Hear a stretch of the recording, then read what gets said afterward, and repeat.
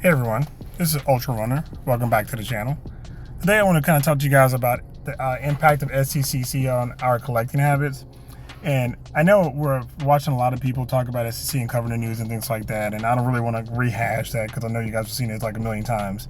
But kind of going through some of the things that I kind of picked up on and saw, I just want to kind of talk to you guys about how this impacted your collecting, if it impacted your collecting at all. Because I know a lot of times these big conventions, some of the stuff we kind of know is coming. They telegraph their moves because, you know, things are coming up and things like that. Or sometimes they just drop like some crazy heat on us that we just did not expect. And, you know, we have to start rethinking how we're going to collect. You know, is it going to be something I've got to now sell stuff for? Am I going to change how my collection shelf was going to look? Things like that. You know, and so I just want to kind of go through a few things with you guys and kind of let you know and kind of talk through the impact of it on me personally, and then kind of let you guys kind of weigh on it if any of this stuff really kind of impacted you. Like I'll start off with what's on screen right now, the cereal box piece. As a kid who grew up in the 70s, and early 80s, watching cartoons, this is a super cool thing. I think that Hasbro did, very retro, really neat. The little squat jazz, Optimus Prime cereal box kind of design, really neat. Now, if I find this for 70, 80 bucks at some point down the road, would I get it? Probably, maybe, but it's not a must-have. And honestly, for what they're charging for it right now, they're selling for 130 bucks. I don't know if it's a good price or not, but I don't think it's worth it right now. And so I'm not going to pay right after SEC pricing for it, because we all know that's when it's the highest. If you look at going into like mainline Transformers, they reveal Scorn, the retool of Wheelie, the reissue of the Alicon, and then the Transformer 1 Shockwave. Well, we knew Scorn was coming because they already said they're going to do Dinobots. That was no surprise. So that didn't affect anybody's budget or collecting habits if you were already going to collect the live action, because you already knew these were coming. He said the next 4 years you're going to get all 4 of the live action Dinobots. So unless you weren't collecting, which is possible, you could be brand new to collecting starting today. But if you're already collecting, this didn't change your habits. This just basically was like, it's just confirming what you already had. We knew Thule really was getting retooled. Alicon I thought would be a new release. I didn't, or maybe like a repaint. I didn't think it'd be a straight up reissue, but I don't care. I mean, it's not that big a deal. And TF1 Shockwave I think was super neat. I think for TF1 fans that's super neat to have him out. But I think everybody knew he was coming. Now these collabs like the Monster Jam, I thought that was one of the coolest things they did with the Transforming and the non-Transforming versions. But did that change that doesn't impact me at all. There's not anything else looking to collect. Again, that's a look of Scorn. Again, like I say, just kind of reconfirming what we already knew was going to happen. And he looks awesome. And like I say, and I mean, as a Dinobot fan, this set is really kind of getting to the point where I really want to try to may find space for it, but I may not. I mean, like I said, one of the things, I don't do a lot of live action, and so I don't really know where to put those at right now and currently, because I don't have a spot for it. I'd have to get rid of a lot of stuff to make this work, and I don't know if I want to do that. But for you guys that are looking at live action, just the playability of this thing and what they've talked about with the 5mm port, spin and remove, you can like you spiked them or whatever, it's super neat. So, but again, like I said, you knew this was coming. SDCC comic books, I got this before SDCC. This was actually up on July 9th on Todd McFarlane's Whatnot. This was a collaboration between him and Art Germ, where Art Germ did the original drawing, and then Todd went back and did the same figure, just took his figure and then just inked it. And but I already knew this. I already had this. This was not an SDCC. I knew this was coming for SDCC. And got it already. Didn't impact me at all. But I know a lot of people were jumping in a lot of the exclusive. You had a lot of Batman, absolute Batman variants. Jim Lee dropped some straight heat. You've got Batman. I think the KO series, and you had like the Batman Nightfall and all these different versions.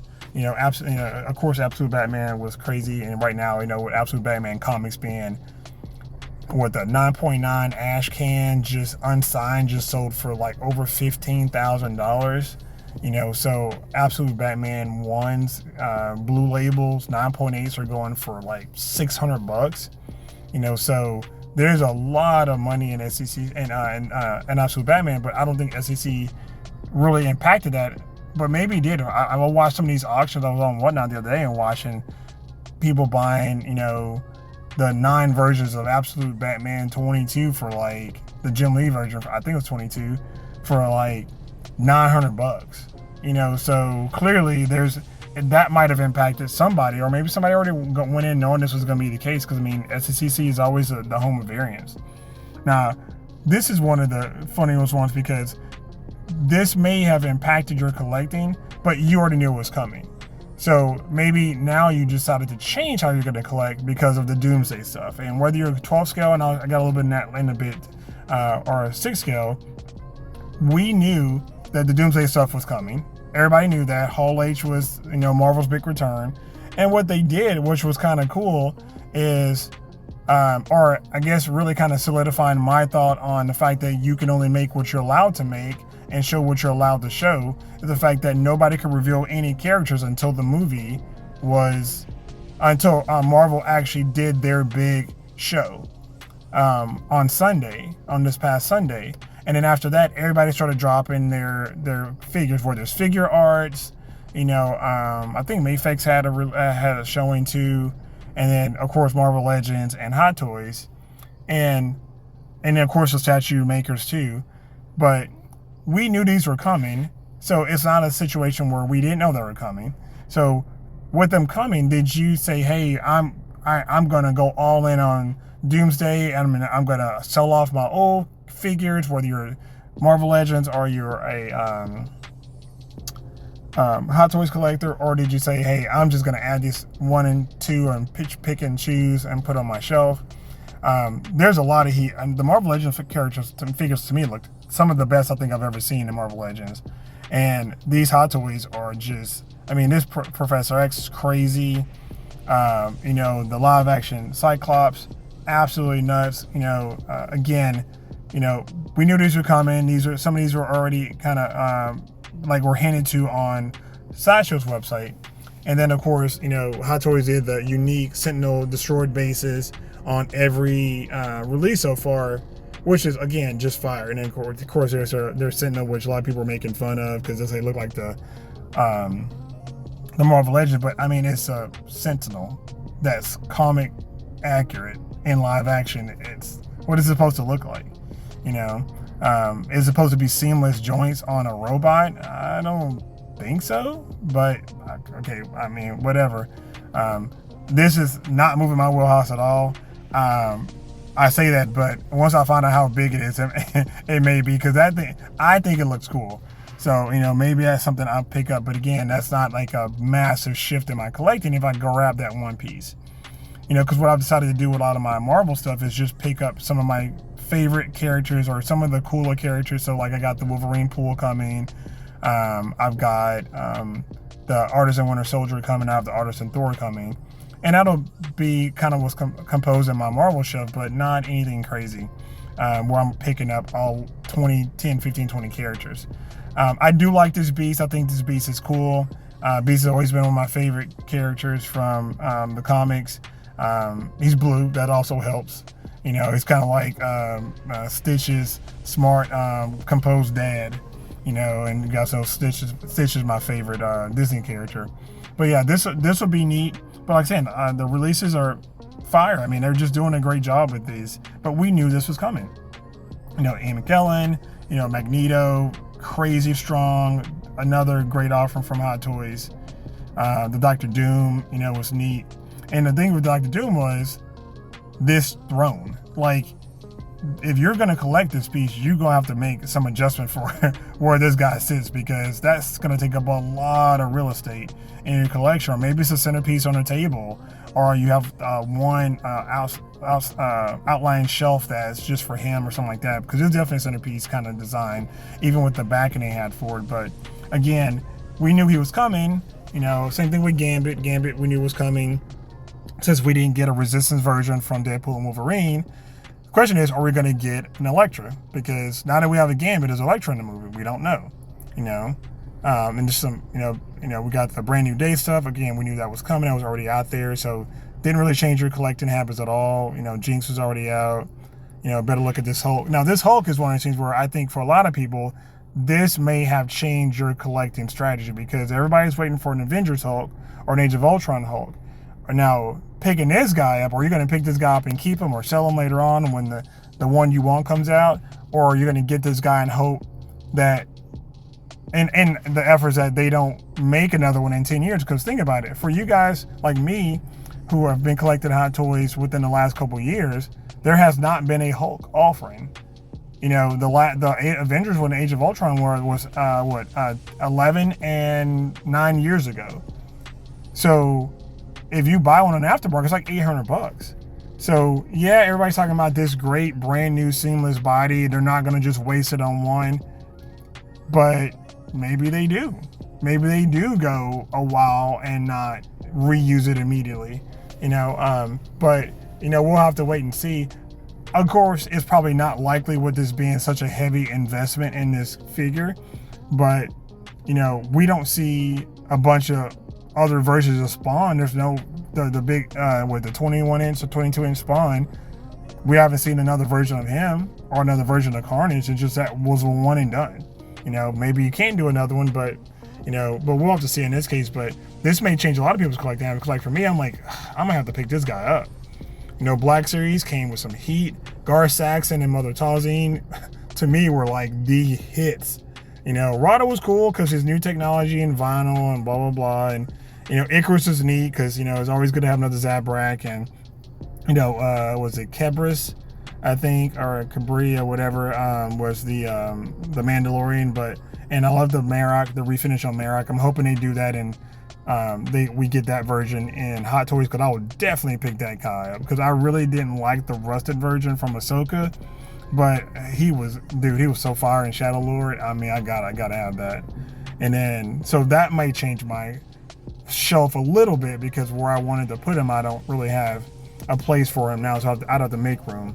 And then I'm hoping Gar Saxon and Mother Talzine come in, because I would definitely say Gar Saxon, I already have a spot for him on my shelf. If you guys see my collection tour, I have a shelf with Maul, and right now I have a Deathwatch Mandalorian in the center between two Maul DeLoreans, hoping they would either drop Rook Cast in 6 scale or drop Gar. And if they drop either one of those, I'm on it 100%, day one pre-order, not even waiting. So that would be great. So that wouldn't really change my collection. I already know he's coming. Mother Talzine, if they do her right, I would have to pick her up because I think she was one of the coolest villains, and the Clone Wars. I liked her a lot. So, and then Marvel Legends, of course, Marvel Legends had heat. All their figures. Like I say, I think this is the best they've ever looked. I had to look twice at when I was looking at some of the videos online because I thought that was like SH Figure Arts figures. They looked so good. So again, but these were all released. We all knew this was coming, so nothing new there. The Generation 1 Studio Series line, this doesn't impact me much because I know unless they do retools for this and do a new Sunstreaker or whatever at some point, which they may do in the SS86 line, or they may just do it in this Studio Series Generation 1 line. Because a lot of us were like, oh, well, not me specifically, we're like, they should just call this SS84. Well, they don't change the line name every year, so will they do SS84, then the next line SS85, and then SS86 cartoon version? Because as people may not remember, SS86 they did do the movie and the cartoon. So then SS87, it's like just doing Studio Series Generation 1, I think makes the most sense. It doesn't sound, SSG1 doesn't sound as cool as SS84, but I think it's just because the community came up with SS84. But I'm not picking this lineup. You guys know I'm a completionist on SS86, and that's it. I'll hand pick one or two here from other lines, but I'm not going back and pick up G1 unless it's going to be a G1 release of a movie figure. So if it's SS86 movie figure, I'm on it. If not, I'm not worried about it. Nautica, crazy drop for a lot of people. Them saying the Studio Series is now going to be media specifically, and then Generations, which is usually like Legacy and Age of the Primes, that stuff is going to be sandbox where they're going to just play with new characters. I think this is cool. I think this is what they really should do, and I'm all for it. So but again, this didn't move the needle for me, But I know a lot of people are like, oh, I'm picking up Nautica, but Nautica's not a figure where your collection's changing. You're not going, oh my God, now I got to go pick up 20 other characters because they drop in Nautica. Maybe you start an IDW shelf and she's your first piece and you've been looking for IDW, but they've already said they were going to do IDW. So I don't think there was anything here at SDCC for me that I saw, and even watching other YouTubers, small collectors and large collectors, talk about, oh, this was like such a massive change for me. Now, some people said it was meh, but I don't think it was meh. I just think it was one of the things where they have to telegraph their moves because so many people are trying to come for our wallets. And there was a lot of videos talking about how, oh, my wallet is being disrespected right now by SDCC, but it's just the fact that we all knew this was coming. The thing is, how are you going to modify your collecting habits for this to work out for you? And that's really the big thing. And for me, I think I'll pick one or two things from SDCC, maybe, and everything else is probably going to be after. And if it comes later and it's something I want, I'll get it. But I don't think there's any major collecting shifting habits for me that's coming from SDCC. It came and gone, and it's come and gone, and I'm perfectly fine with it. But let me know what you guys think below in the comments below. Tell me, how did SDCC affect your collecting? Are you kind of going, oh, I'm broke now because I've just pre-ordered 25 things, or are you like, hey, I'm gonna grab a onesies and twosies, or wait for the hype to go down and then buy it later when it's cheaper, or hey, I'm just gonna wait till these movies come out and see if it's something I actually want to do, because maybe the characters look cool but the movie's bad, which I don't think by any stretch of the imagination Doomsday is gonna be bad, or a Brand New Day. I think they're gonna be fire. I'm not one of these naysayers that go, oh, and who are attacking these movies way before they're out. I think it's gonna be awesome. I think it's gonna be like being a kid, taking all your toys and just throwing them in one pile and having a battle. And I'm looking forward to it. So, but let me know what you guys in the comments down below. Appreciate you guys hanging out with me. Thanks so much. Later.